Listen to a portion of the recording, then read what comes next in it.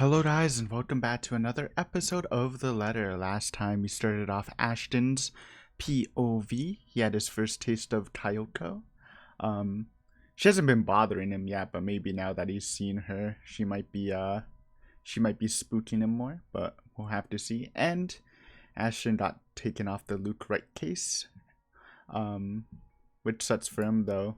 There's some newfound suspicion that his boss is in cahoots with him or something. I still like the theory that Johannes is freaking just doing all the shady shit underneath Luke's name and he doesn't even know, because it sounds funny. But we'll have to see, so let's just get into this.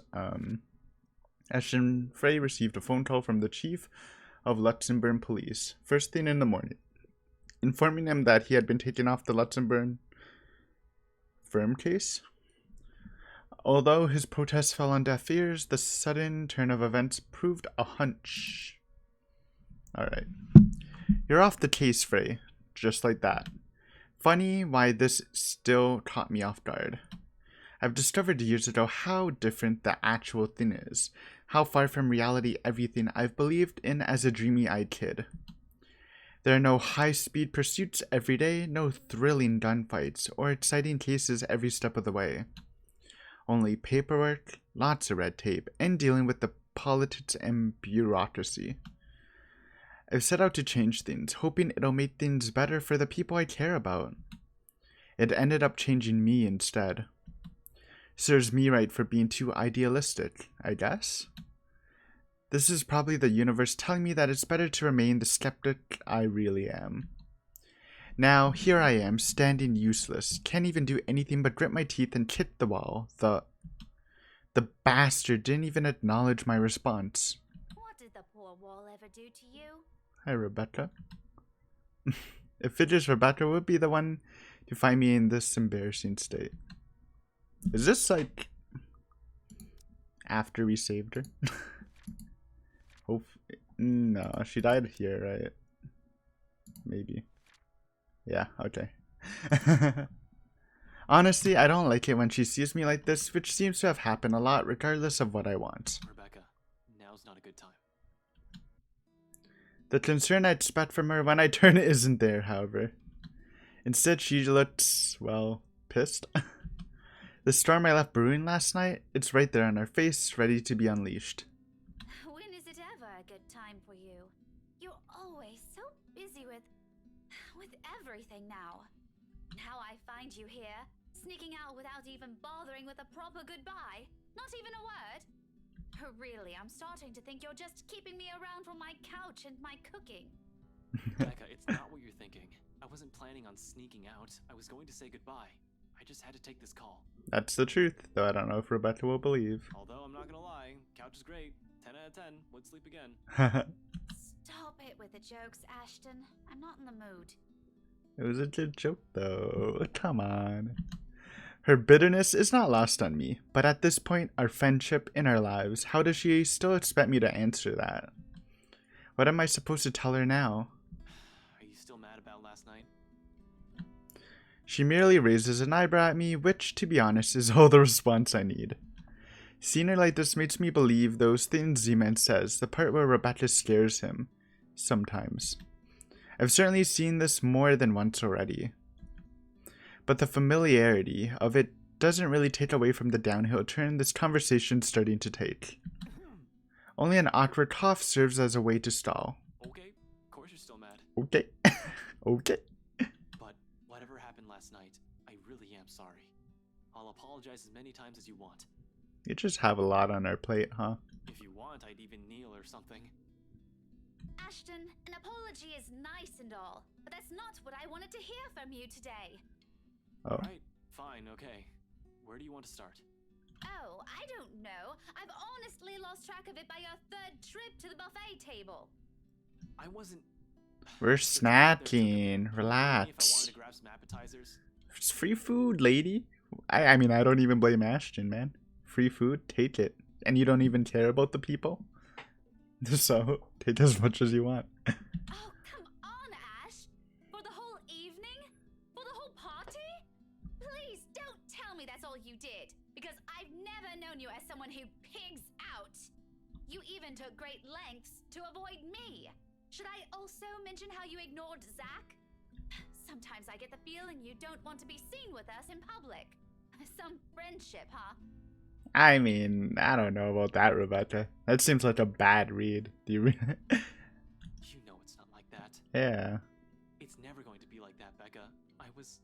Becca's always a little prickly, as she puts it, but I still like her. I'll ask this again. Just what were you up to during the party? Just, honestly, Ashton should just say he was on a mission, dude. He was doing his police work. What were you doing that you couldn't even take 2 seconds to make time for your friends? I couldn't even look her in the eye. It wasn't that I wanted to avoid them. I did it to keep Zach safe, to keep Rebecca safe. Just in case. Client or family friend, it was still a party hosted by a person of interest. By a man accused years ago of murdering a person's wife to get what he wanted? What the heck? That's, okay, that's a little spicy. But then Chief shows up, Hana Wright happened, and Luke Wright just can't be bothered to die peacefully somewhere. All of a sudden, none of my original reasons mattered. If I was found out right then and there, hell, if Zach and Rebecca's connection with me was found out, who knows what might have happened. But Rebecca doesn't understand that. Doesn't understand what I can and can't say to keep them from harm. I still think just say you were busy with police work. It's not like, I mean, feels like the easiest response, to be honest. It's all in her eyes, in the tight lines of her lips and her furrowed brows. The hurt. This day is just off to a wonderful start. First my case, now Becca. How do I even go about this? What's better, dude? I feel like stretching the truth is kind of a dick move. But insisting it's confidential is kind of... Honestly, I think this is the right play. Confidential, Rebecca. Yeah, okay, that gave her a little plus. Okay, because stretching the truth is not... It's not a good response with Rebecca. She's just trying to get more pissed, so... I think that was the right play. I wonder how many times I've told her that. And just not her, my dad, my mom, Zach, and even Isabella. How many times have I told them what essentially boiled down to mind your own business, to make sure they're all safe, to keep them out of danger? It's not even like that. It's literally confidential, though. Like, I don't know. My job isn't a game. It isn't as glamorous as the television portrays it to be.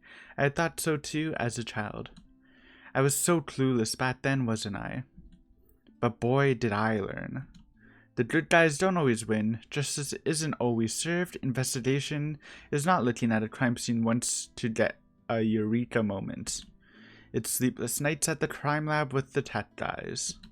It's several days wearing the same clothes with Chinese takeout stains because I'm staking out a place.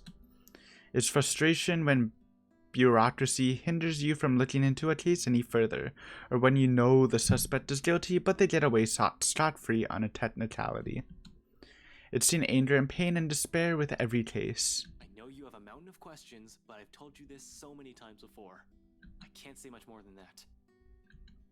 Still, the look on Rebecca's face, the resentment and pain. It hurts me as well to think that I'm the cause of that. It's a familiar one, too, something I've seen a lot over the years. I wonder how long it'll take before Zach starts giving me the same one. Or until I've hurt Isabella in a way that any sincere apology won't ever be enough? What a mess. I'm a mess, and it's people close to me who have to suffer for it. I guess, if that's the case, there's Yeah. nothing much I can do about it. Yeah, I mean, yeah, it just made sense, right? You're off being a hero, I guess? And I shouldn't rag on you for that. I can never get used to how quick she forgives me for whatever shitty thing I do. Zach and Isabella too. They're all patient with me, unlike I with them. I don't deserve any of them for the kind of person I've turned out to be. I'm hardly a hero, Becca. I'm just... Ash. I'd expect a retort, another one laced with bitterness. Instead, she laughs. Look at that smile, dude.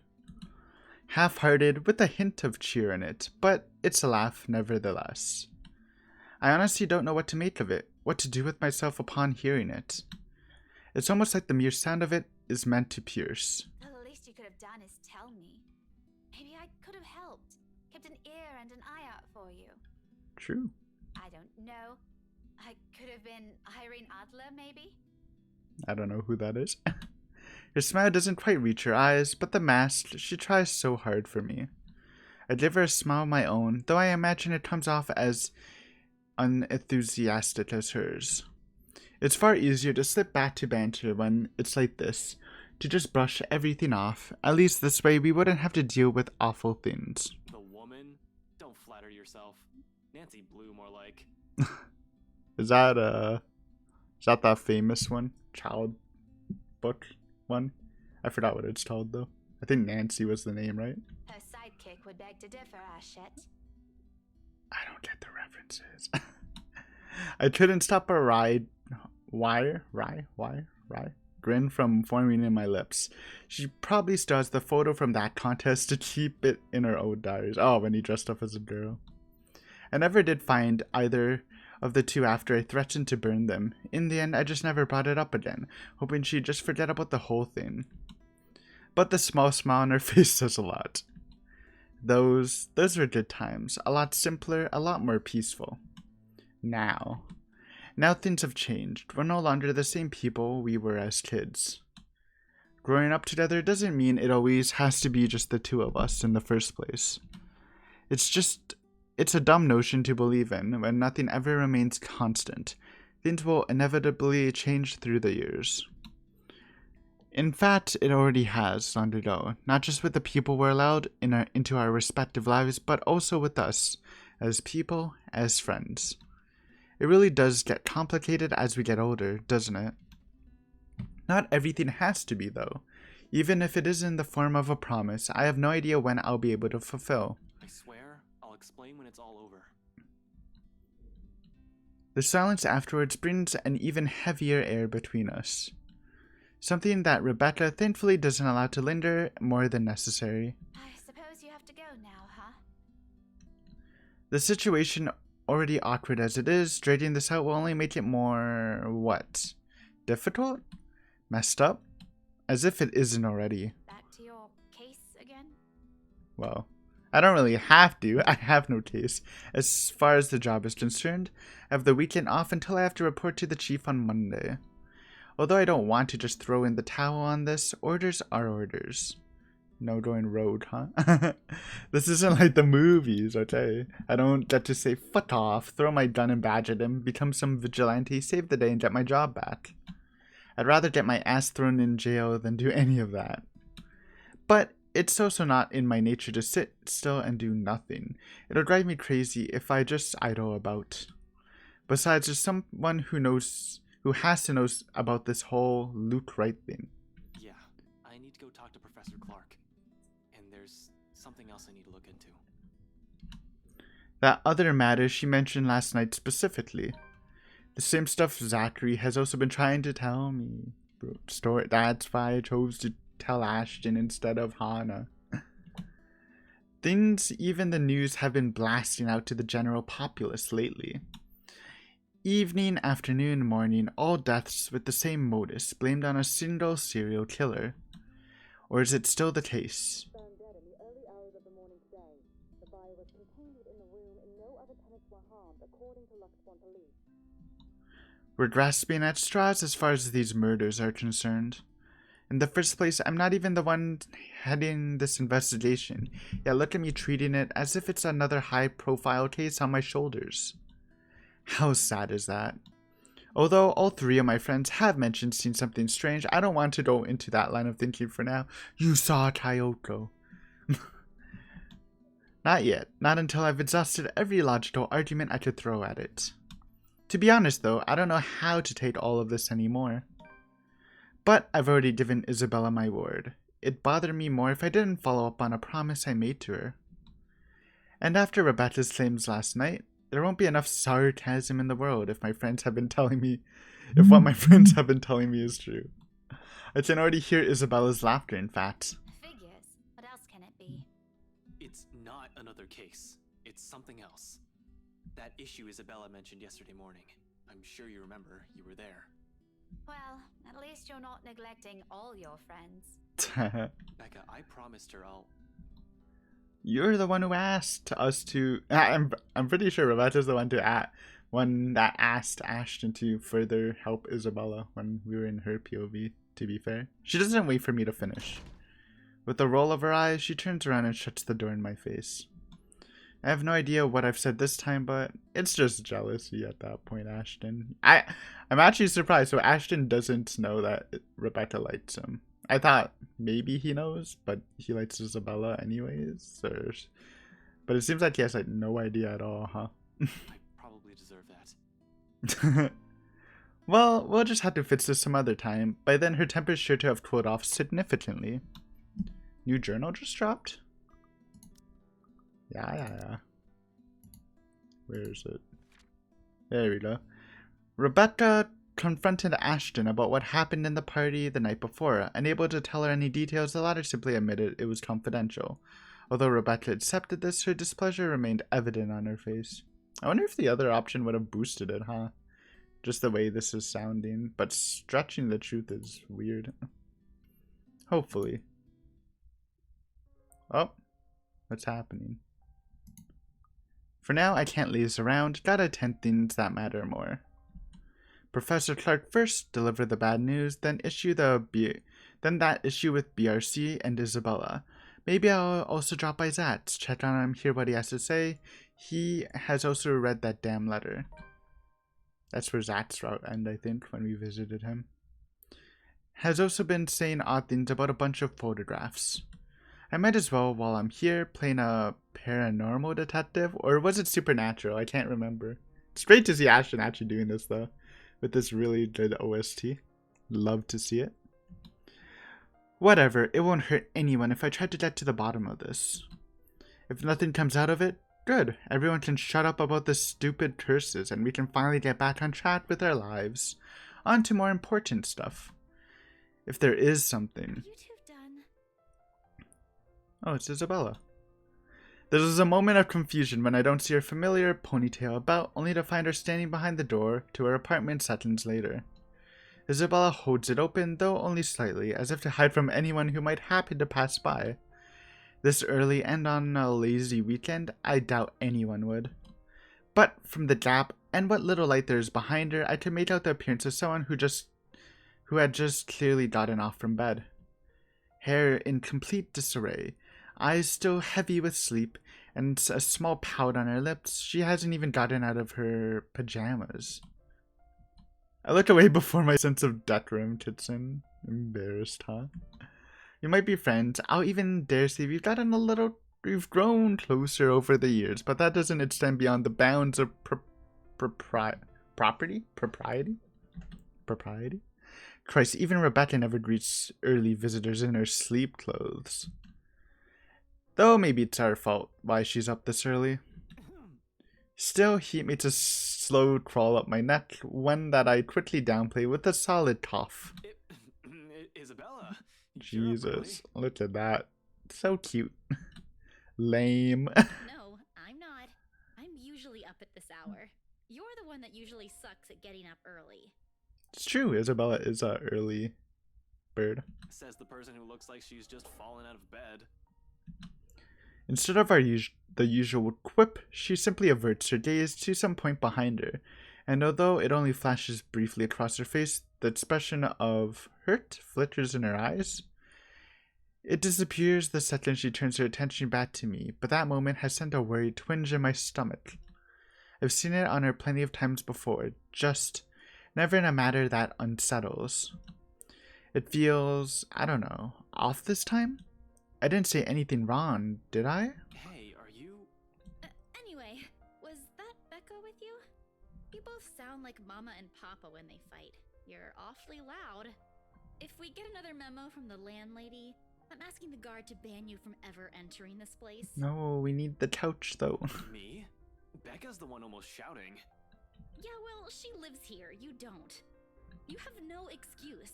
You're the suspicious-looking person. Thanks. Very At least one person sussy. appreciates how I pretty up this place. Don't flatter yourself. This place would be so much better without having to see your face every few days. She follows it up with another pout. But her ruffled appearance, particularly how puffy her eyes are, I noticed just now, takes away from the intimidating effect she's trying to show. Really, right now, she looks more like an angry puppy. I might have laughed had it not given me another nagging sense that something is definitely wrong with her. Yeah, puffy eyes means crying. What, has she been crying earlier? That is worrying. She rarely does that. The only time it happened, the one time I've ever seen her genuinely tear up over something, I think it was after Delvin Court, the night at the bridge. Devlin. I want to ask. She seems determined to keep it all by herself, keep it to herself though. Belle, did something? About yesterday, Ash. The things we talked about. Do you think we can take a look at it today? That was the plan. We? I never said you're coming with me. Don't worry, I didn't forget about it. You'll be the first to know if I find anything. No, I want to go with you. I'll be ready in a few. This won't take long. Look at that Isabella face. Isabella, you really don't have to. Looks kinda I rare. can handle it on my own. You'll just... I won't get in the way, I promise. Besides, maybe I can help. You know, if there are files you want to check. I don't like what she's implying. It's true LPD's having a hard time with this, but taking Isabella with me? It's out of the question.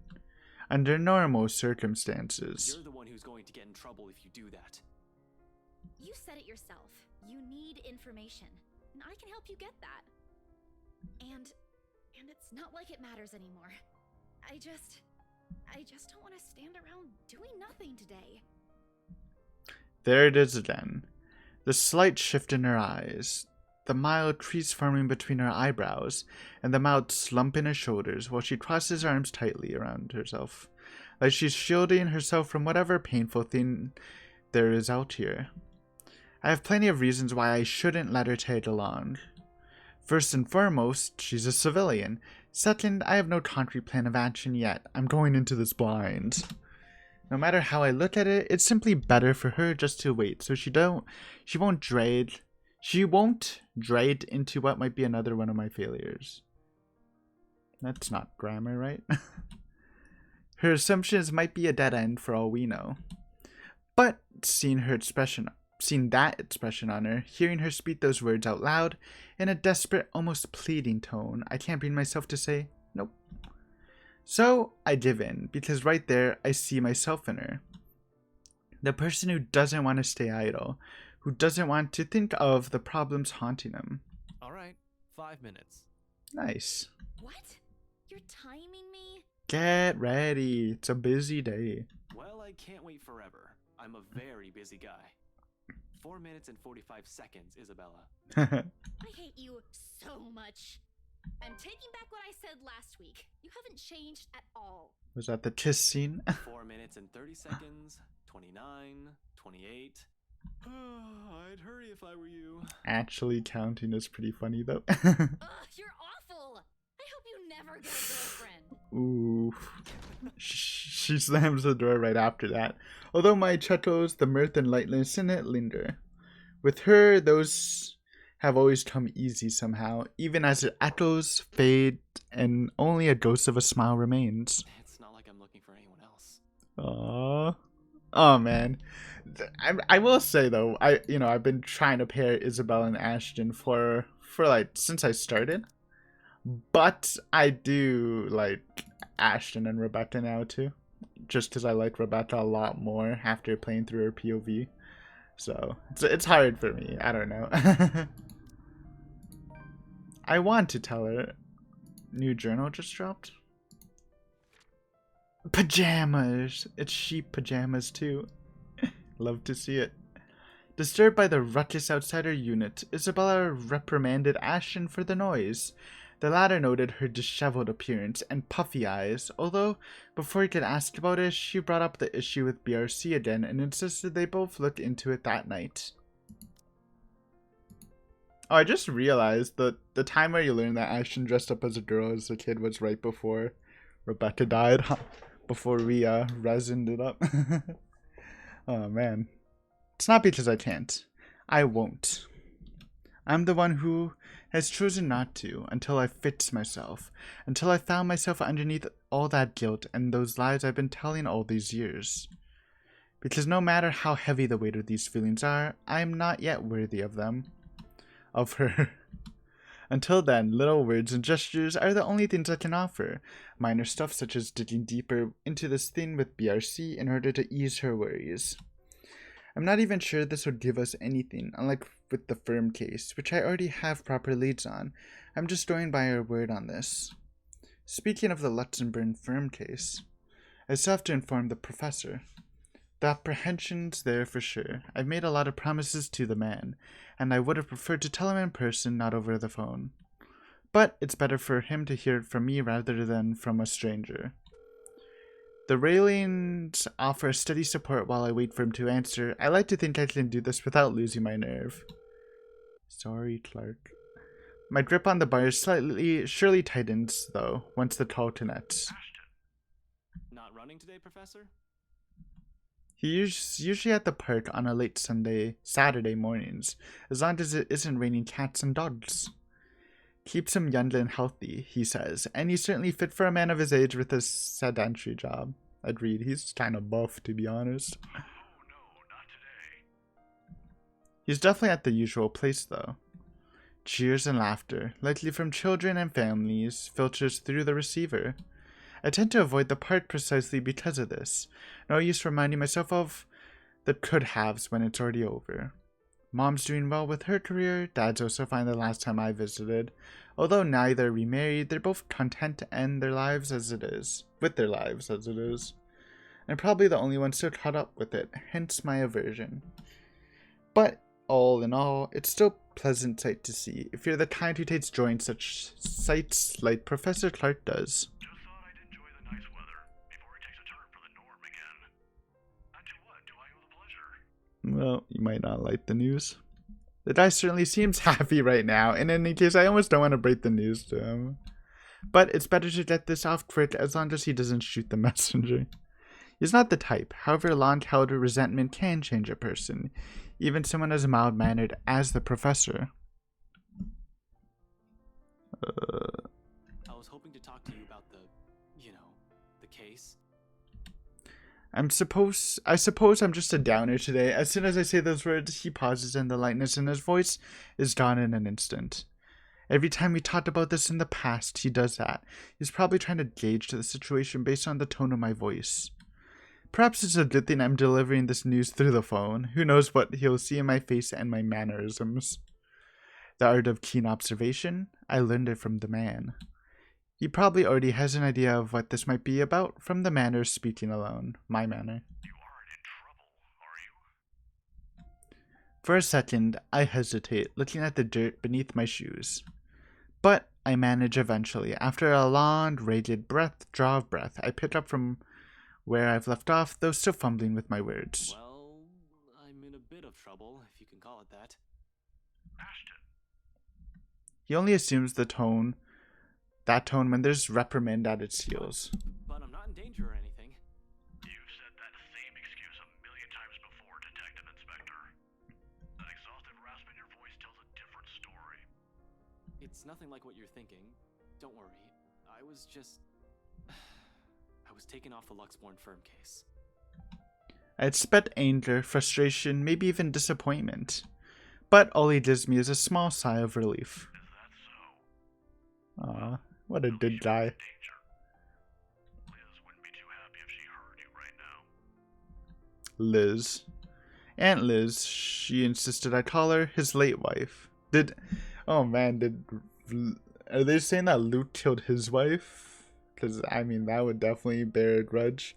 But I really don't think Luke did this shit. I mean, we'll see soon enough, but, man. A sweet-tempered woman by so many standards. They were never blessed with kids and contented herself with simply managing their bakery. But she's the closest I had to a mom in the few years I had known her, the professor too. In the absence of my own parents in my life, the two filled the ache their divorce left in me. Believe me, you'd get an earful.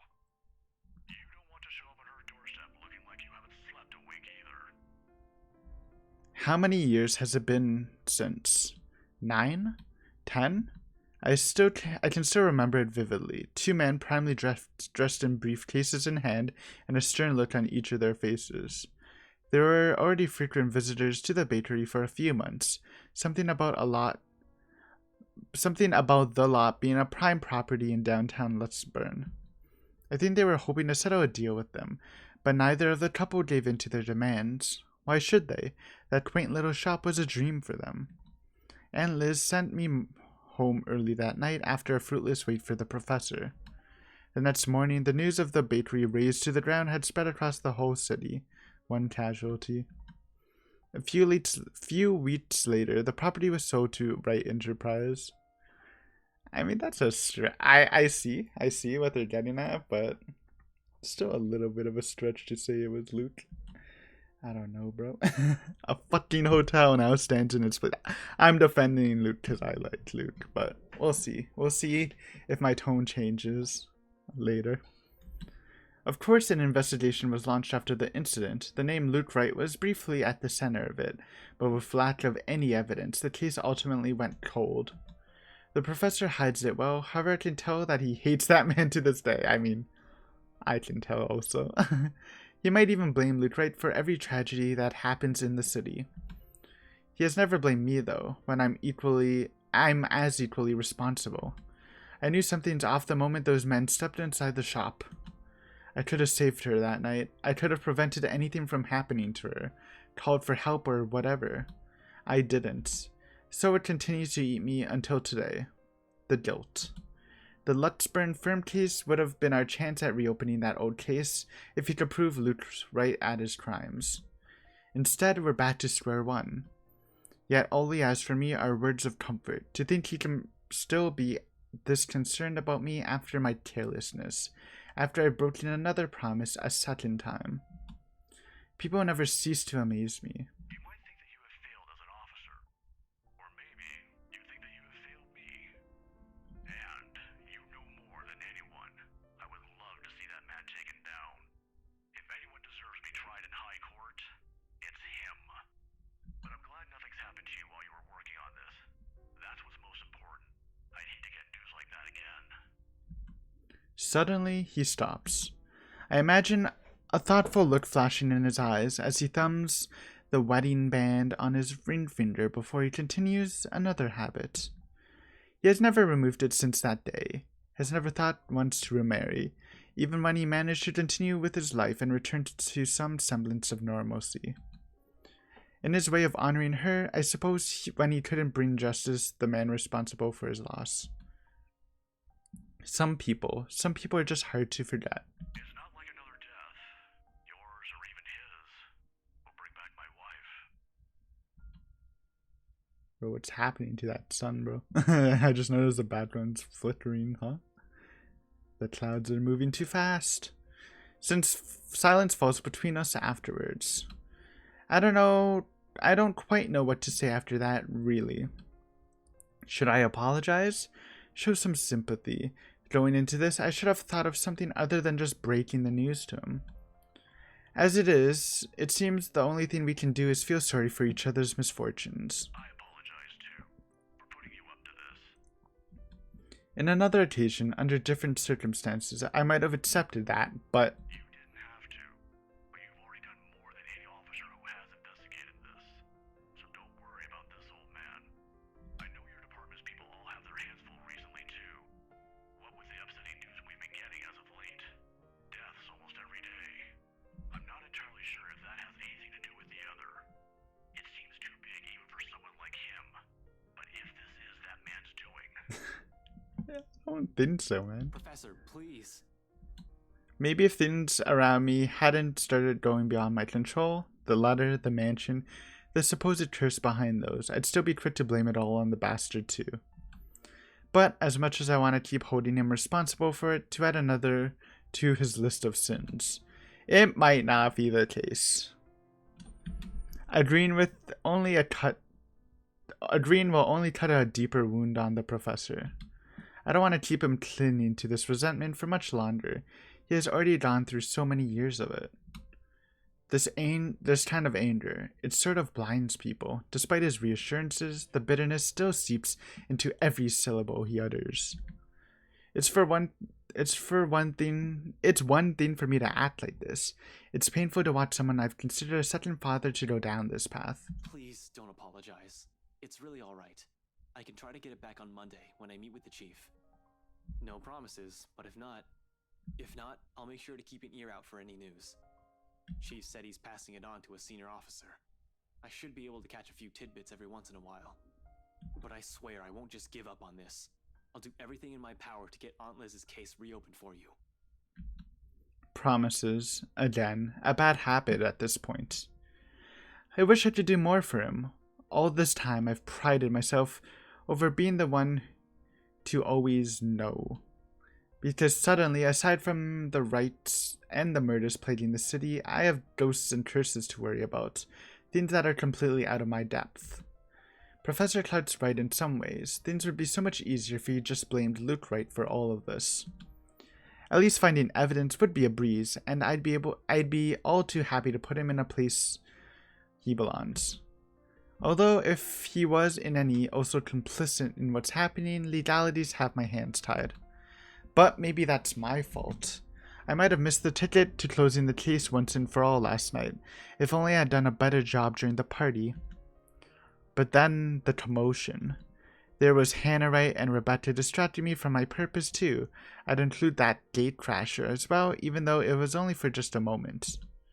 So many things have gone wrong last night that... This isn't a prank! I saw something! Yep, Kyoko. See? This is why I didn't want to tell you guys. It's not a joke! Look at that smile. Listen to me first! I saw something in the house earlier. It stood right in front of me. If I hadn't gotten away, that thing might have... Last night, at the party. But it's real! What do you think I saw? The realization, baby. It happened after, when I was trying to get away. I almost got stuck in the same room with that thing. We're all in danger. I thought you were my friends. Why don't you believe me? That woman. Why don't we all calm down first? I'm sure Isabella has her reasons too. No need to be hard on her. Shit. Hey, the timer went back. If that was what Isabella had been warning us about, if that was the same thing Rebecca talked about last night, or what Zach told me a few days prior, how many of these instances have I dismissed since reading that letter? How many have I ignored and passed off as some effect of fatigue or lack of sleep? Even last night, a hallucinogen lacing the food is the first thing I considered, purely because that's what my training dictates. It's a mindset I've grown used to.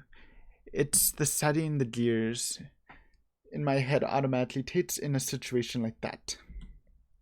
Of course, I'm not discounting all of that yet until I have enough information, something to form a conclusion from. Proof in whatever it may come. For it may come. Weird sentence.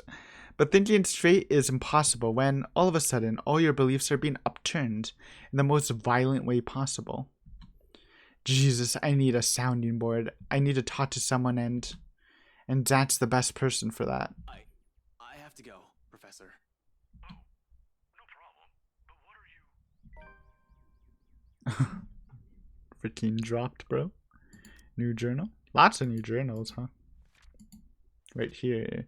While waiting for Isabella, Ashton called Professor Andrew Clark to inform him of his dismissal from the Lutzburn firm case.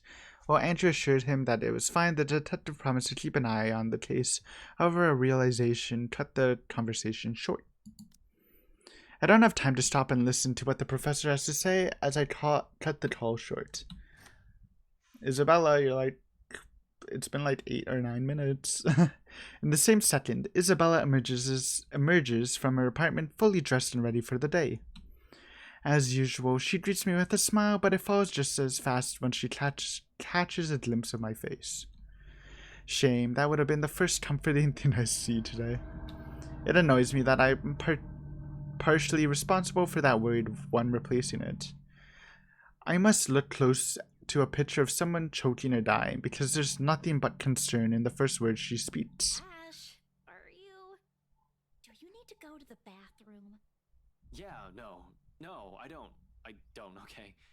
But we should hurry. Come on, don't forget to lock your door. Seriously, you look like you're about to fall over.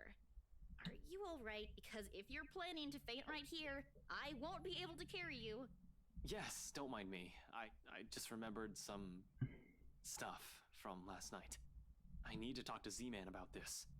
Mind if we drop by his place first? And that's where we stop the Zachary POV Shouldn't when we call go over him there. to let him know? It's still pretty early, though we'd probably arrive there around noon. Also, what do you mean about this? Is Zach... He was also there when I opened the letter, right? He read it too. I'm sure he's fine, but it wouldn't hurt to check on him. To make sure. See if he'll say the same things you told me yesterday. If he's also been seeing things, if it's also the same woman I saw last night. I'm not saying there's really a curse yet, but we have to look at this from every possible angle. And don't worry, he won't mind. He's probably just watching TV right now. Let's go. Straight chilling. Okay, but speak up if you're not feeling well. You really look like you're choking on something. You didn't have to do this for me in the first place. You know it's not as simple as that. We head down to my car in record time without a single second waste to hit the road and drive to Zach's place. If any of us other than Isabella, who knows anything about what's going on, who can help sort the muddled mess in my mind is, it's got to be him. He listened to her. Alright guys, I think I'm gonna end it here. That was my phone dropping. But yeah, good episode. It's nice to see Ashton finally on board, more open to the curse stuff. And yeah, I guess next time we will start with Ashton now being a paranormal detective now that he's off the case. But we'll see. Thank you for watching as always, and next time should be a fun one. But until then, see ya!